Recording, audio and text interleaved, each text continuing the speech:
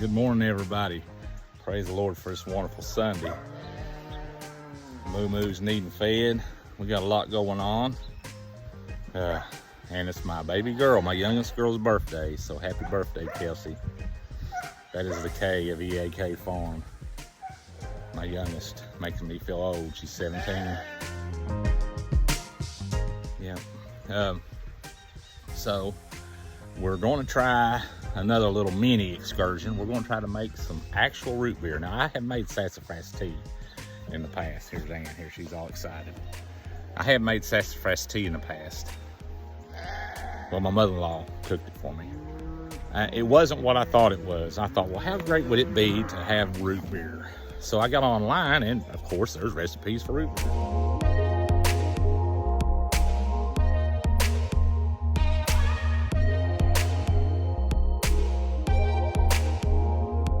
Now, saffron that is in sassafras is very controversial because I don't know if it would be the Food and Drug Administration, whoever was responsible for it, I don't know. But done testing years ago and said that saffron is a carcinogen.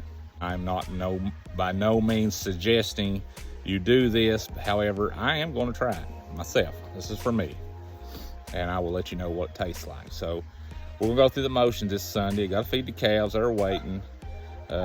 We got baby goats. So my daughter went from 2 goats to 6 goats in about 2 days because they had twins each.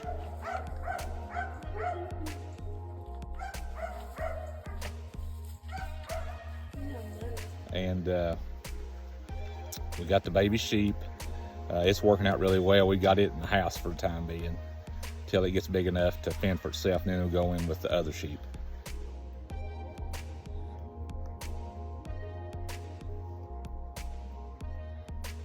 So anyway, let's get started. So let's try to do this without getting it on my phone. Got to fuel everything up. Henrietta, you gonna ride with us? Get in there. Come on, you going. Let's go.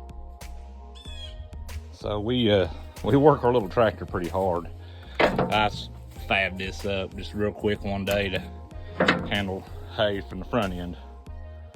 So anyway, I'm gonna take a roll of hay up, feed the cows on the way up, and get some rock, loose rock up there where I'm making pasture, to put in some mud holes caused by the hogs.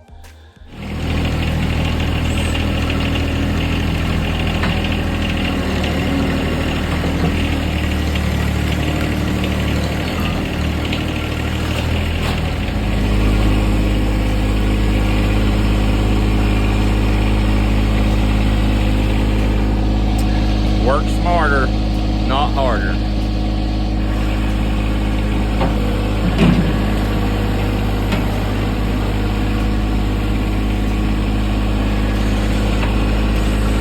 Some rock. So what I'm doing, I'm coming up here where I'm trying to make more pasture, and I'm picking up rock to give the grass an opportunity to grow, and I'm repurposing the rock to fill in hog wallers so that the sheep goat lot will be accessible again by tractor to fix any places, so that be safer for them. We don't want them getting stuck in the mud. So right here is where that load of rock went, and you can see it's already shoved plumb almost out of sight, because the hogs will make a waller to keep cool. They can take them where there ain't no water, and somehow they'll turn into a mud hole. All right, everybody. So, of course, we're going through the motions today of feeding the cows and all the usual stuff that we do every day. But today, my focus is, this here is a sassafras tree. Now I can't honestly tell you if it's red or white sassafras. I've read there's 2 different kinds. But I do know that you can make tea off of the roots on this. Okay, I have had sassafras tea before. It wasn't what I thought it would be. It was good, but it smelled a lot better than it tasted. But I love root beer. And for old time root beer, one of the main ingredients was sassafras root, and I happened to hunt up one of them recipes online.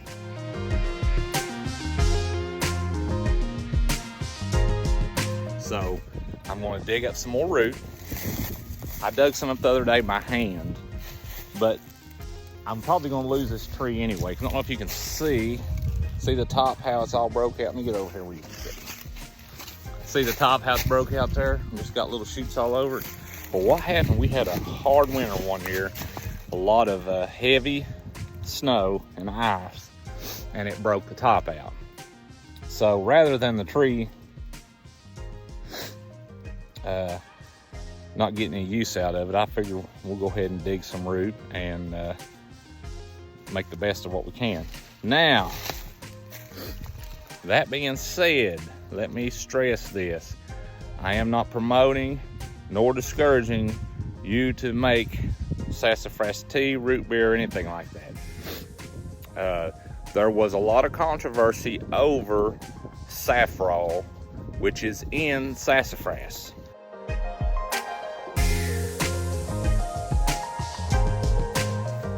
And they said that it was a carcinogen. If I remember the article I read, it was the 70s or 80s, they done some tests on lab rats, and it was a carcinogen. But the amount of saffron that was given to the rats is not comparable to what we would ingest through making tea. So, sorry. So, I think anything in moderation is okay. It's getting excessive is where you'll make yourself sick. Okay, so that actually come up really easy. And man, you can smell it. So we want to harvest some big pieces, some little pieces, and we'll be able to take it home and wash it thoroughly, get all the dirt off. And the reason I'm choosing to do this right now is because it's still winter here. We got a warm day today, but the winter time, the sap will be down in the lower part of the tree, down in the roots. So we want to get it before it gets up high. Okay, I'm gonna harvest some roots here. I got a little brush axe I brought.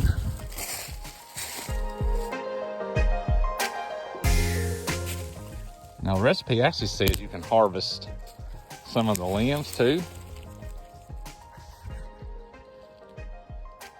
Smells like Fruit Loops.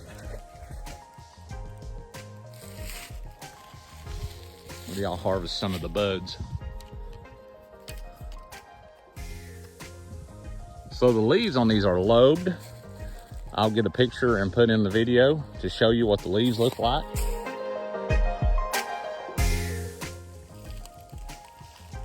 When it is later in the year and they're leafed out.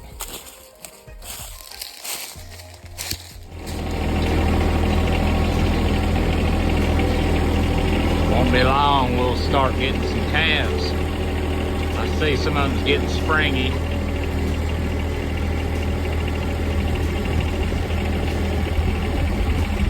Okay, so I've got this big old taproot, which is probably overkill. But what I'm not going after is the cambium layer. Not the real woody part, but the cambium layer. I feel like there'll be the most flavor in that. And I may be wrong, but that's what I'm after. We'll let you know. Okay, so it called for 1 cup of sassafras root, and I give it a little bit more. So we have, if you can see that, We put a few stems in there, green stems, and mostly cambium layers of the root. So under the dirty, what looks like the dirty part of the root, the softer part before you get into the woody part of the root. That's what I put in there. We'll see how it goes. So it calls for a 1-inch cinnamon stick. These are more than an inch. I might have to trim it off a little bit. Calls for 4 allspice berries. I'll pick me out 4 big ones here. 2 whole cloves. I've got several there. I just need 2, maybe 3 for good measures. Half a teaspoon of anise seed. Okay, we're going to bring this to a boil. What the recipe says, once we reach boil, it says simmer for 25 minutes. All right, we simmer for 25 minutes, and then it said adds a 1/4 cup, I believe. Let me verify. Yes, 1/4 cup of molasses, and then add and let it simmer for 5 minutes more. Okay, then when that's done, you strain it out, get all the roughage out. It'll go back in with sugar. So when I get to that step, I'll show you here. All right, let's see if I can do this without getting burnt here.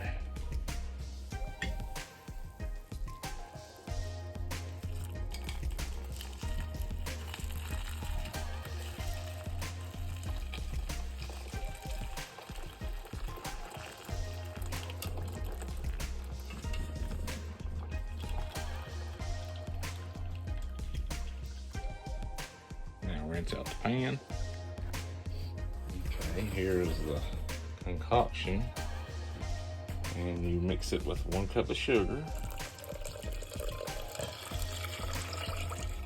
And you simmer it till the sugar is, let's put this down here, till the sugar is dissolved. So I'm gonna put some heat back on it here, just a little. Once it's dissolved, you remove it from the heat, and that's where the soda water comes in. Okay, so it's morning time, it's cooled. There's the syrup. I've got club soda water chilling in the refrigerator, so we're going to try a little taste, see what it tastes like. So it calls for 1/3 cup of syrup. Mix it up here a little bit. Take a little bit more than that.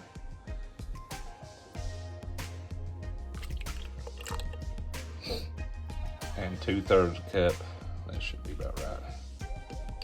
2/3 cup of soda water. All right, I'll get the soda water open.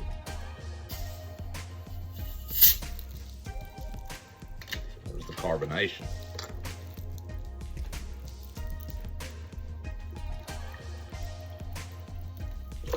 1,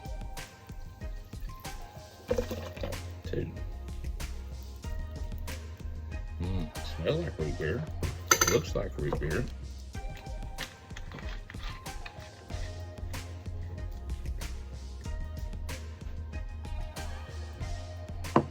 Try it. This is A of EAK Farm Amity. Take you a drink, see if you like it. Honest opinion. It's good. I feel like it tastes more like sassafras candy than does root beer. Really? What's sassafras root beer? Cool. All right, I'm gonna try it.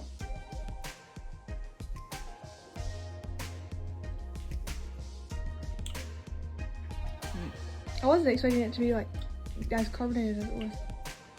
But I guess you did put I like it. Sassafras tea.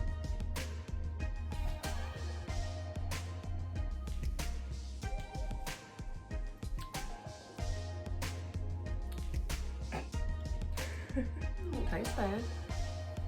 Kind of good, ain't it? It tastes more like sassafras. I taste more of the water than I do The soda. than I do. Well, the soda shouldn't have flavor. It should just be carbonated. Well, that's what I'm talking about, the carbonated. It's got a little bit of aftertaste. Yeah. I'm not wild about, but I want to taste it. I don't know what that is. Kind of slimy aftertaste. Ain't it? I can put more soda water in it. It's probably It thick. smells good. It don't taste bad.